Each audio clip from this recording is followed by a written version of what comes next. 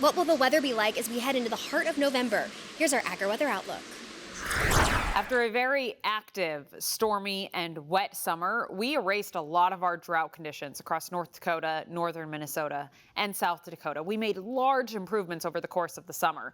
And now that fall has been a little bit drier, generally speaking, we've snuck some of those drought conditions back into the picture. Not much for North Dakota, but northern Minnesota and a lot of South Dakota, especially down closer to Sioux Falls, already sitting with moderate drought conditions. Just an interesting note I thought I would show you before we really freeze up the ground. And that looks to be coming somewhat soon with a big old pattern change. We have spent so much of fall well above average. Outside of your little cold snap or chilly day from time to time, the general sense of fall has been above average. And now we're watching for a pattern change.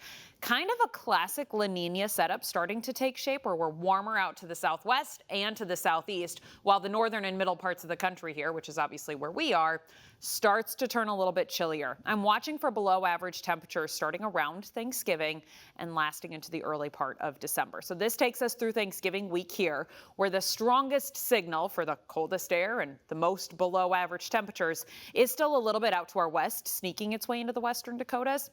As we turn the calendar into December, that's really where we feel that colder air push its way in. So think Black Friday into that weekend and then following the week into December there, where high temperatures are likely to be in the teens to the low 20s.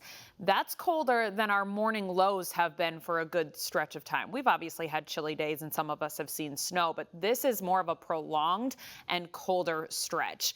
It's because of a little stratospheric warming. Maybe you've heard the buzz about that. That kind of helps to shake up the polar vortex. When we have a weak polar vortex, that allows the jet stream to kind of get a little curvy and wavy, and that sends in these shots of colder air, which is exactly what we're watching out for. So below average temperatures are expected here.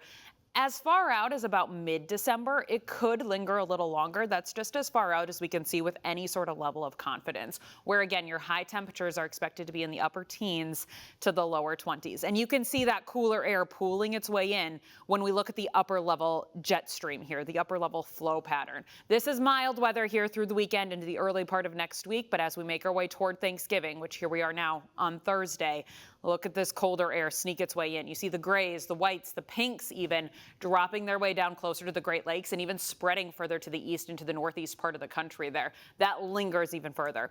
As for precip, it's still very questionable. We don't have great signals for any sort of snowstorms, but we do look to have an uptick in activity. We had a fairly dry week over the past week, and so now we'll watch out for small signals at a little bit of moisture, especially in the early part of December, most likely to stay out closer to the Rocky Mountains.